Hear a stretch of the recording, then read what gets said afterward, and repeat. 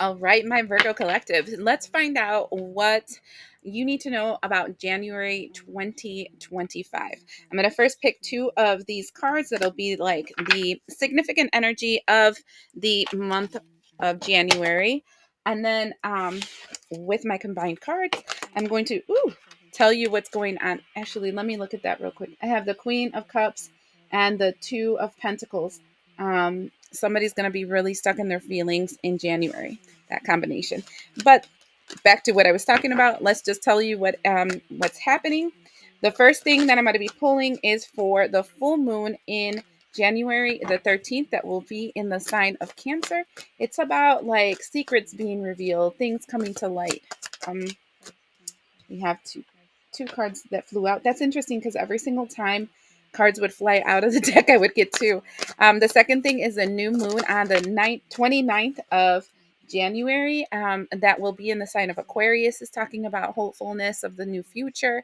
Now, the retrograde of Mars in the sign of Cancer, that will kind of, it's the combination of water and fire. So it will kind of keep us stuck a little bit because we're going to be kind of stuck in our emotions.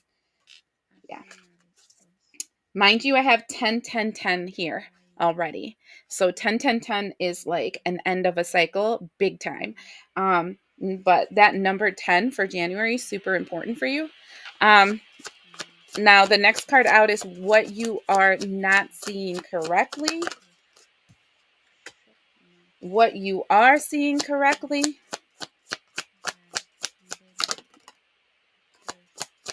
And they told me no, that's why I didn't grab that one. And how the month of January 2025 will end up for you. Wow. And this last card is a significator.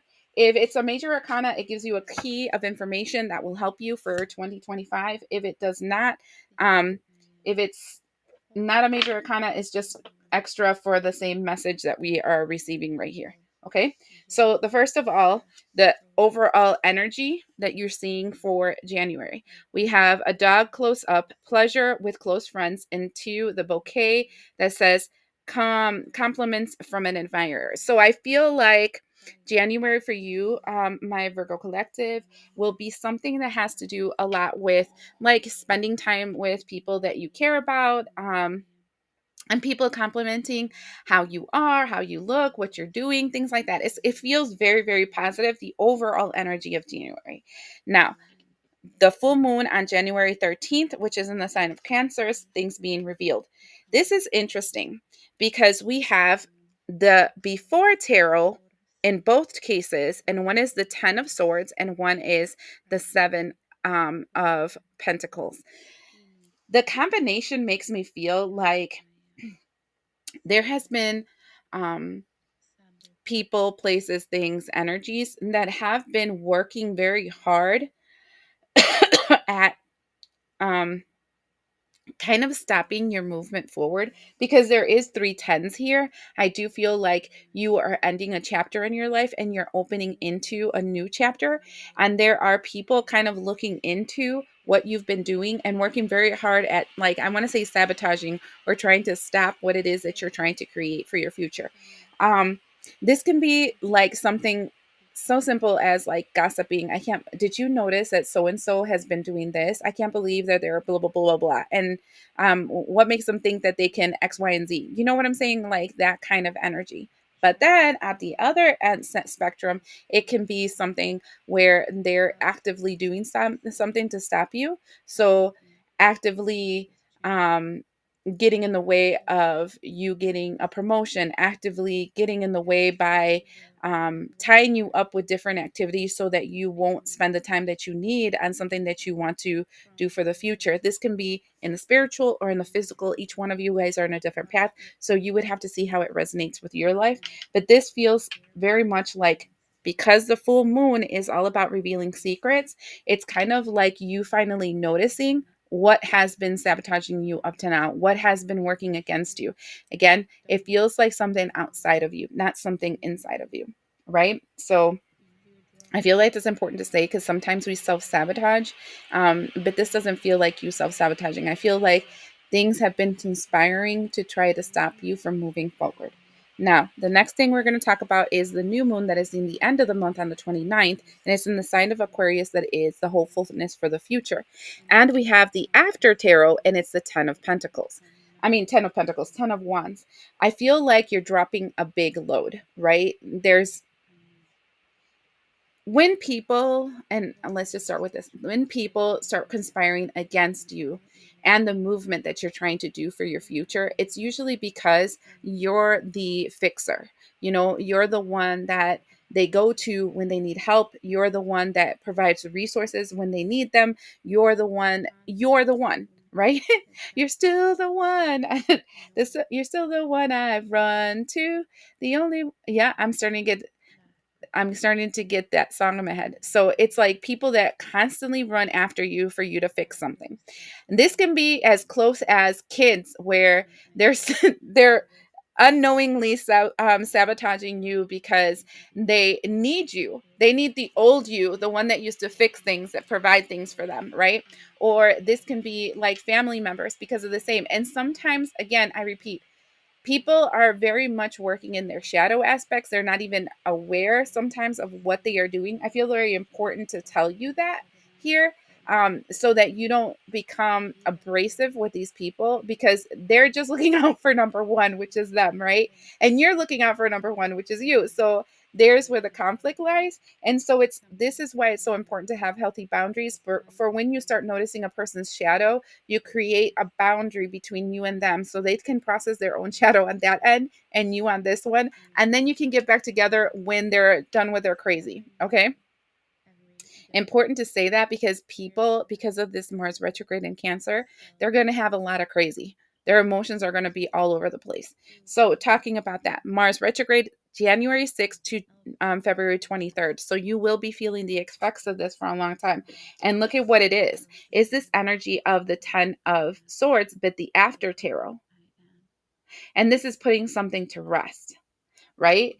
And I feel like what it is that you're putting to rest the person that they believed that they can influence and stop. And they were actively working against, right? Because this is the same person. One, these people are lurking in the background, seeing how they can stab them in the back. Here, they're carrying this person out. Now, sometimes what I'm feeling that like with the energies that I'm seeing here, because you're dropping the load, you're going through all this process, and the dropping of the load, look at this.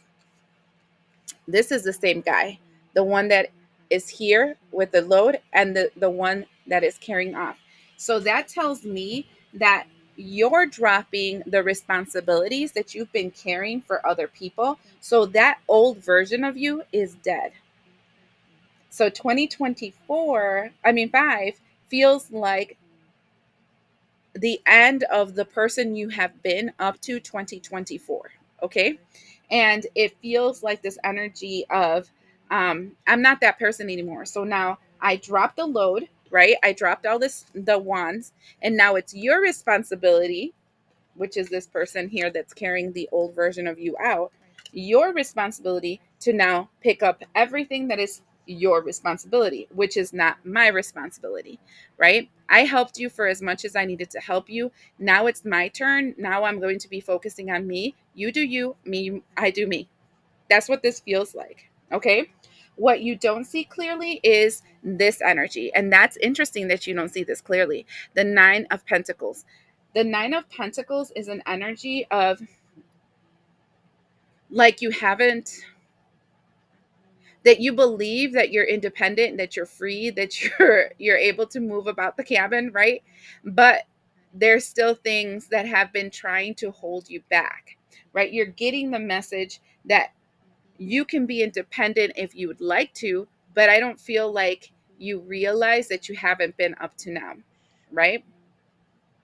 What you don't see clearly is that it's like, oh my God, how did I not notice that all these people I've been carrying the load for so many people. How did I not notice that the reason I'm so tired, the reason I'm so exhausted, the reason I feel so drained is because I feel responsible for X, Y, Z, and I haven't had time to fill me, right? And remember always, we're supposed to give people of our surplus, not of our cup. So if we need time to fill our cup, we don't have the responsibility to have to fill another's cup. But as long as you're giving that person that responsibility, like if you, as long as you're taking on the responsibility for the other person will absolutely not be responsible for what they're doing, right? I mean, you're offering the help. So that's important to say because I feel like what you're not seeing correctly is the fact that you haven't been free. You're not independent. And that's what's limiting you. That's what's draining you. And that's what making you feel like you can't accomplish your goals. It's not that you don't have the will, the ambition, the strength. It's because you've just been carrying too many people's BS, right? What you are seeing correctly is a group of friends. So we have the Three of Cups, which goes back to this one. Okay. Close, dog close up, which are pleasure with cold friends, and the bouquet, and people giving you like positive feedback. I feel like you have a group of friends that literally do give you that positive reinforcement, tells you, yeah, you should do that, move forward, let's do these things together, let's progress, let's advance. And so I do see that you have that, right? But what I find interesting is that the overall ending of energies in January is this energy of the Six of Cups, which is the same old, same old. um, January for you will not feel like you entered into 2025. It will feel like it's the same shit, different day. But the reason it is because you were blind, thinking that you were free when you were not.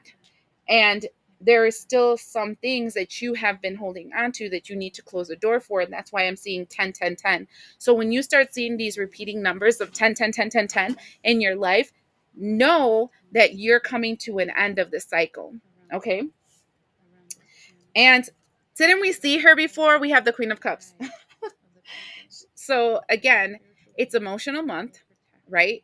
You're going to be stuck in your emotions, but what I like about her is that she's the after tarot, and what she's doing is that she's picking up the golden fish and putting it in her cup, right?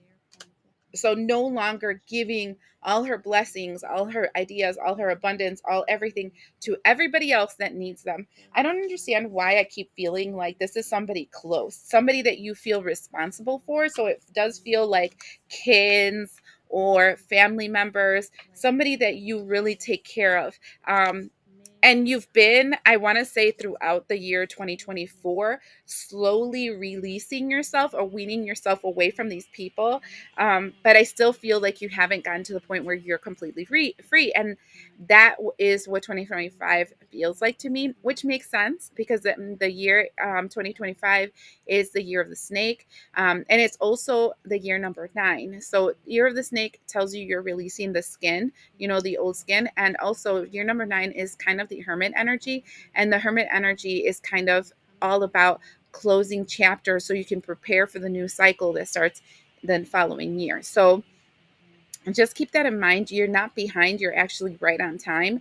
And what you're doing is shedding off the last layers of skin that have been holding you back from the growth and expansion that's supposed to enter your life. All right. Thank you so much, my Virgo, for being here and for all that loving support. I look forward to seeing you again, and we'll see you the next time.